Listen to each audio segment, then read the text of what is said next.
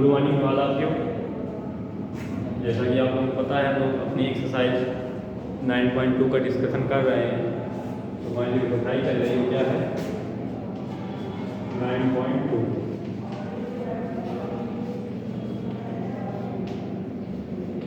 जो कि किसके बेस है, अरिथमेटिक सीरीज के बेस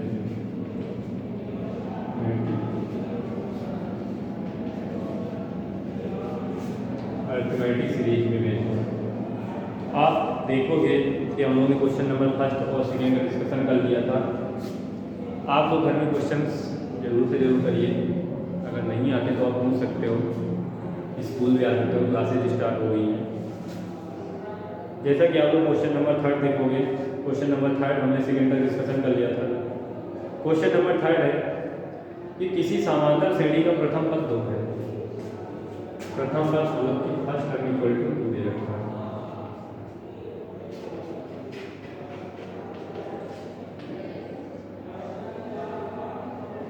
क्वेश्चन नंबर थर्ड जो कि आप क्लास का सेकेंड है, क्वेश्चन नंबर फर्स्ट क्लास का है और एक्सरसाइज में थर्ड है।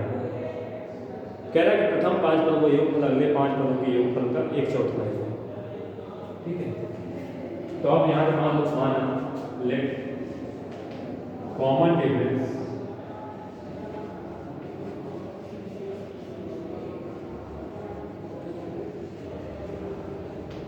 डी। हमने क्या मान लिया, माना कि कॉमन डिफरेंस हमारा क्या है, डी है। इस बात का मतलब ये हुआ कि अगर हम लोग सीरीज बनाना चाहें, इसलिए ए पी इक्वल टू क्या हो जाएगी हमारी 2 + d 2 + 2d 2 + 3 2 + 4d ऐसे चलती रहेगी। तो कह रहा है कि क्वेश्चन में प्रथम 5 पदों का योगफल, प्रथम 5 पदों का योगफल मतलब कि according to question प्रश्नानुसार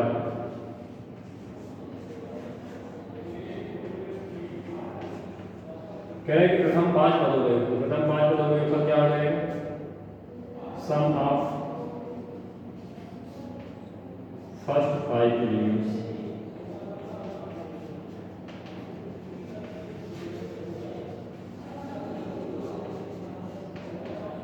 elements equal to है। कह रहा है कि सम ऑफ अगले 5 पदों के योगफल का 1/4 है। मतलब कि जो अगले 5 पद हैं मतलब कि उनके पदों के योगफल का 1/4 है।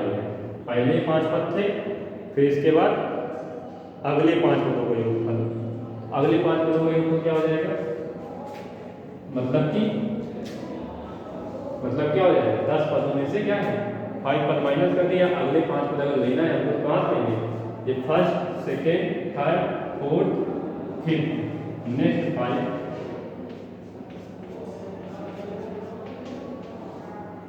the sum of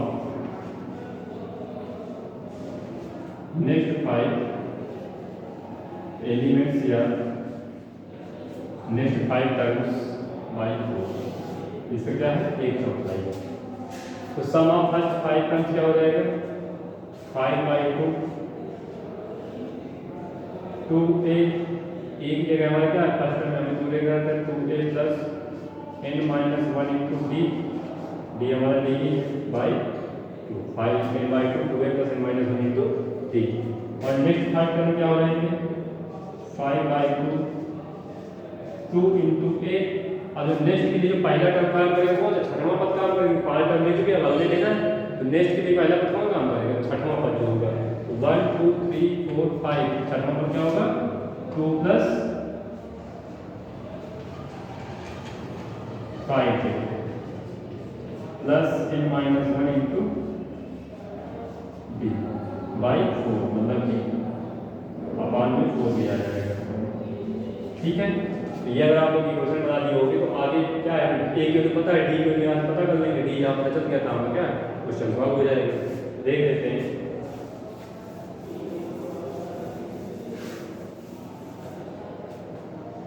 ये 5/2 से 5/2 क्या हो जाएगा कैंसिल हो जाएगा। तो आप यहाँ देखो 2 2 4 4d equal to 4 + 4d equal to 2 into क्या आ जाएगा 4 + 10d प्लस 4d बाई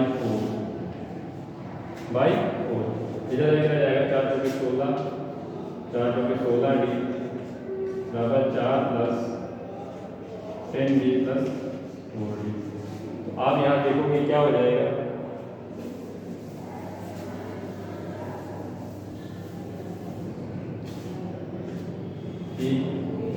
ये क्या हो जाएगा 14d पर यहाँ जाएगा 2d हो जाएगा, और ये साइड बाय साइड चला क्या हो जाएगा 14 - 4 - 16, तो d इक्वल टू हो जाएगा हमारे 4 12 माइनस का 6, d इक्वल टू क्या आ जाए -6।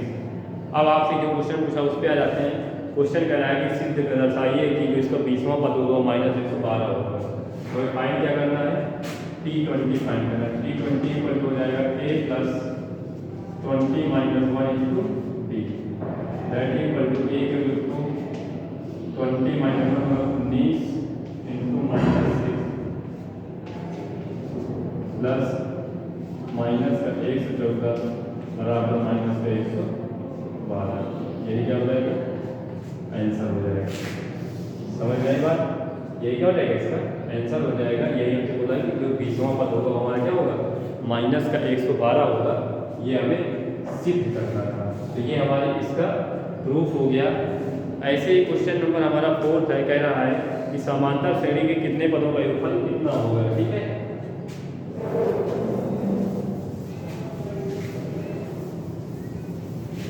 तो कह रहा है कि हमें -6 समांतर श्रेणी दे रखी है, -6 11/6 11 -11/2 -5 ठीक है। यहाँ से a इक्वल टू हो जाएगा -6, d इक्वल टू हो जाएगा -11/2 -6 दैट इज -11/2 + 6 7 12 1/2। d की वैल्यू क्या हो गई हमारी 1/2 हो गई। तो कह रहा है कितने पदों का योगफल -25 होगा।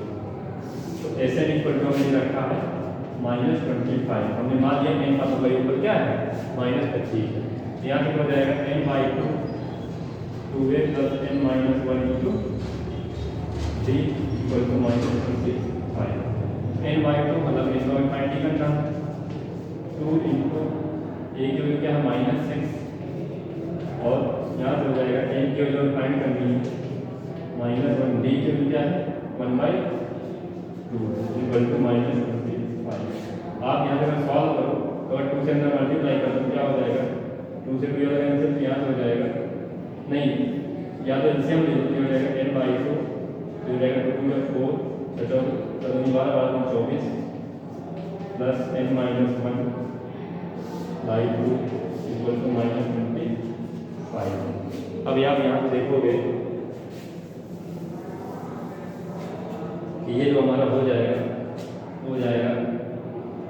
n/4 हो जाएगा 25 हो गए 100, तो n into -24 n - 1 equal to -100 क्या हो जाएगा -100।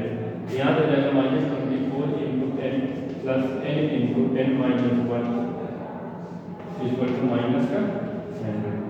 यहाँ से हो जाएगा -24 n plus n² minus n equal to -100। ये हो जाएगा n² -25 n प्लस का 100 इक्वल टू 0। अब हमें 100 के ऐसे फैक्टर चाहिए, क्या मिल जाए 25 मिल जाए, 20 × 5 100 n² 20 प्लस 5 इक्वल टू 0। तो आप यहाँ देखोगे कि n² -20 n -5 n plus 100 equal to 0। यहाँ से n कॉमन है तो n - 20, यहाँ से -5 कॉमन है तो n - 20 इक्वल टू 0। आप यहाँ देखोगे n - 20 n - 5 इक्वल टू 0, यहाँ हो जाएगा n equal to 20 and 5, n equal to 20 and 5।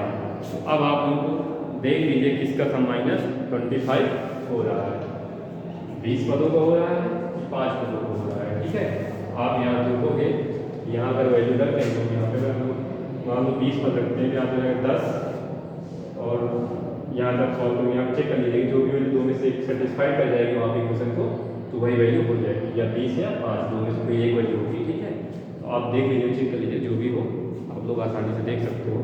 ये वैल्यू रखने पे जो इसी क्वेश्चन सेटिस्फाइड कर जाए वही आंसर होगा। ओके, आप लोग ऐसे ही सारे क्वेश्चन घर में सॉल्व करिए, अगर कोई दिक्कत होती है तो पूछ सकते हो। धन्यवाद।